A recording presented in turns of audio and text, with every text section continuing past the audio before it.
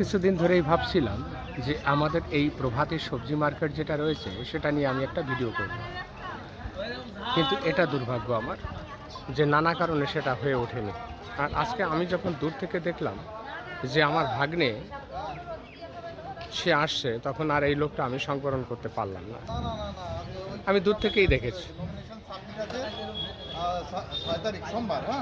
রাজনীতির সঙ্গে সরাসরি যুক্ত থাকার জন্য সবসময় কিন্তু সেই বিষয় নিয়ে তার কথাবার্তা থাকে।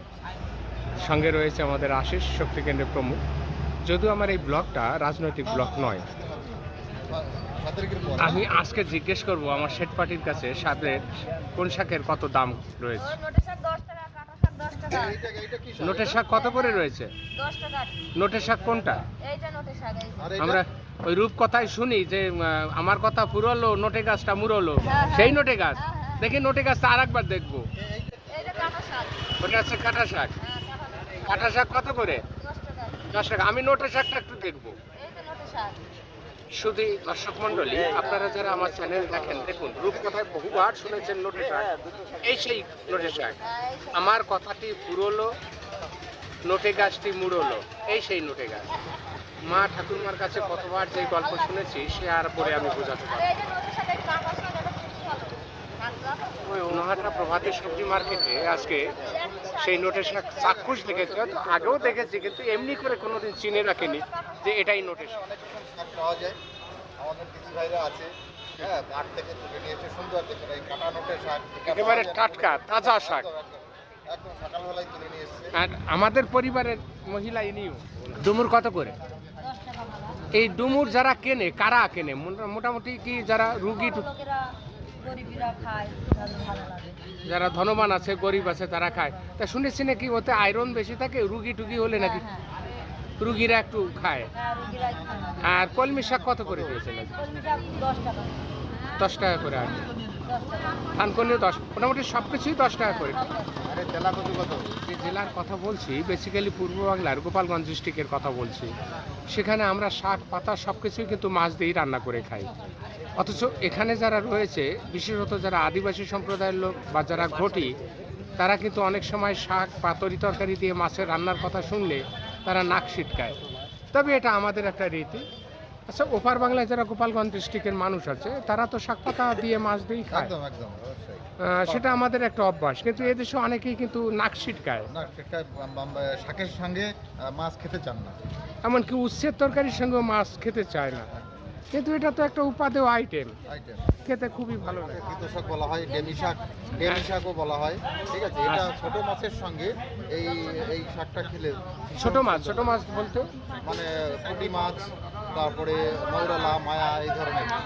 আমরা তো অনেক সময় দেখি যাদের জ্বর টর হয়, জ্বর সেরে গেলে পার তেতো শাক দিয়ে খেতে শাক।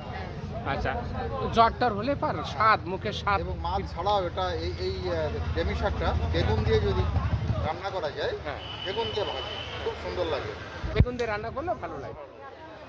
বুঝতেই পারলেন যে এটাই আসলে পড়া করে খায় অনেকে, পড়া করেও বেসন দিয়ে পড়া করে খায়। তার একটা রাজনৈতিক পরিচয় রয়েছে। আর যেহেতু আমার এই চ্যানেলটি রাজনৈতিক চ্যানেল নয়, সেক্ষেত্রে আমি ওই পরিচয়টাকে গোপন করবার চেষ্টা করছি।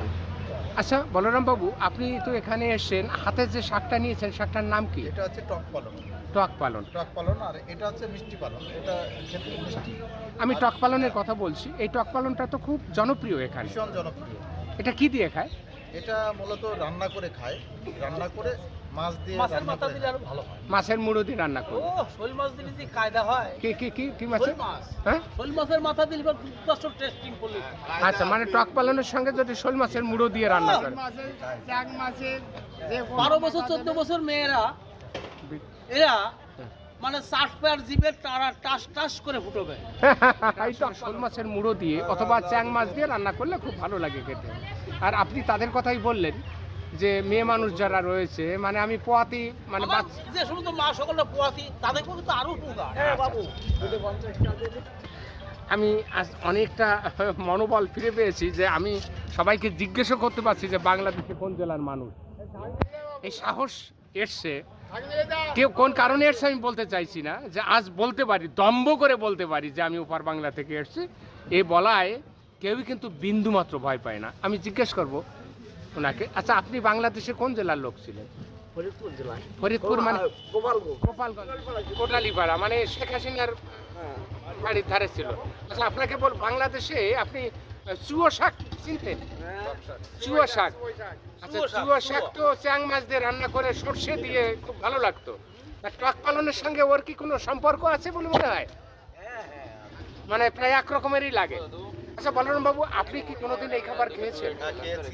এটা টক পালন যেভাবে রান্না করে ঠিক এই টক পালনটাও ঘন্ট করে রান্না করে। আচ্ছা, তার সঙ্গে সর্ষে দিলে, সর্ষে দিলে ভালো হয়। আমি সর্ষে ফোড়নের কথা বলছি, সর্ষে ফোড়ন দিয়ে রান্না করলে চ্যাং মাছ টাছ দিয়ে খুব ভালো লাগে। ভালো লাগে। সুপ্রিয় দর্শক মন্ডলী, আমি আশা করি বোঝাতে পেরেছি যে টক পালন কিভাবে রান্না করে খেতে হয়। তো দর্শকরা দেখবে না ভালো, এখন মোথাবাড়ি যে ঘটনা ঘটছে আরো বেশি করে দেখবে। তবে আমাদের মধ্যে কোনো বিভেদ নেই, এটা আমরা বারবারই বলি। নহাটায় আমরা যারা বসবাস করি অত্যন্ত অসাম্প্রদায়িক মানসিকতার মানুষ। আমরাই বলতে পারি এক বৃন্তে দুটি কুসুম, হিন্দু মুসলমান যেখানে যাই বলুক, সেই বিভেদ নেই। আমি আপনাকে একটু বসতে বলবো এখানে। আজকে এমন একজন ব্যক্তির সঙ্গে আমরা কথা বলতে চলেছি যে আপনারা ভেবে অবাক হয়ে যাবেন। ওনার নাম ভগীরথ। দাদা, আপনার পদবী কি?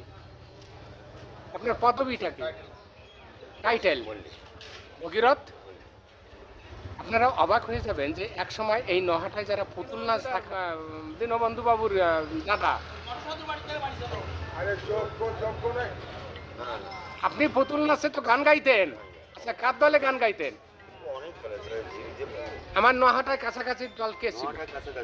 আমি বড়বড়িয়া কলোনি এক দলে একবার গেছি, আরেক দলে আরেকবার গেছি, আবার নিমতলার এক বাড়িতে গেছি একবার। এটা ভাগ্যের একটা নির্মম পরিহার যে অভাব যখন নেমে আসে, যে লোকটি একসময় পুতুল নাচের গান গেয়ে গেয়ে লোকে মাতিয়ে রাখতো আনন্দে, আজ তিনি সবজি বিক্রি করছেন।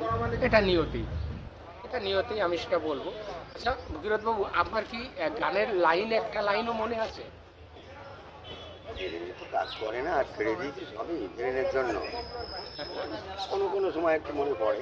মনে পড়ে, তাই না? সে সময় বেশ আনন্দেই দিন কাটতো। আসলে যে সময়কার কথা বলছি, সেই সময়ে পুতুল নাচ লোকে দেখতো, আর পুতুল নাচ খুব জনপ্রিয় ছিল, খুব জনপ্রিয় ছিল।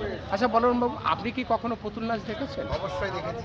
আচ্ছা, ভান্ডারখোলায় তো ভান্ডারখোলাতে আমাদের অনুষ্ঠান হয়, সেই অনুষ্ঠানে প্রতি বছর আমাদের এই পুতুল নাচ আনা হয় এবং প্রচুর লোক হয়, সব থেকে বেশি লোক পুতুল নাচের দিন হয়। এবং পুরনো যে স্মৃতি, সেই পুরনো স্মৃতি আবার ফিরে আনার চেষ্টা করছি। যারা পুতুল নাচ করান তাদের জীবন জীবিকা আবার পুনরায় যাতে ফিরে আসে, সেই ব্যবস্থা।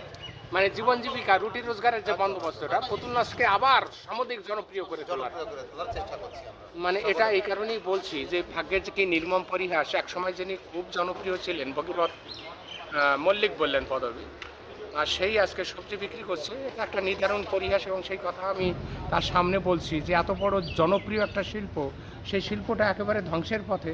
আর যিনি একটা আশ্বাসের বাণী শোনালেন যে রুটি রোজগারের বন্দোবস্ত যাতে আবার করা যায়, মানে বাংলার যে সংস্কৃতি, সেই সংস্কৃতিকে আবার যাতে ফিরিয়ে আনা যায়, তার বন্দোবস্ত আপনারা করুন। আমি দাদা আপনার পরিচয়টা জানতে চাইবো। আপনার বাড়ি কোথায়? শেরপুর আপনার বাড়ি। আপনার নামটা যদি একটু বলতেন। জোরে বলো। মানে এই কারণেই বলছি যে 1947 সালে যখন দেশ ভাগ হয়, তখন বিনিময় করে তো আসলে এদেশ ওদেশ করেছে লোকে। সেই দৃষ্টিভঙ্গিতে আমি এই প্রশ্নটা করলাম। আচ্ছা, থানকুনি শাক আপনি নিয়ে এসছেন, তাই না? এই থানকুনি শাক মূলত কারা কেনে? তবে আপনার একটা দৃষ্টি তো আছে যে বাড়িতে রুগী হলে যারা নরম পায়খানা হয়,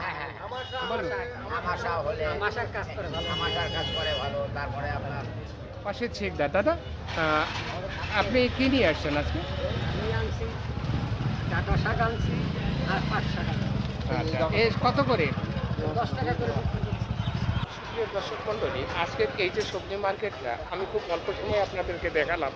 আর যে প্রান্তে আমি আছি, সেই প্রান্তে মূলত কী হয়, যারা বিদেশে থাকে, হয় কর্মসূত্রে কিংবা পড়াশোনার সূত্রে, তারা আমার এই ভিডিও দেখবার খুব চেষ্টা করে, আর তাদের জন্য এই ভিডিওগুলো আমি করে থাকি।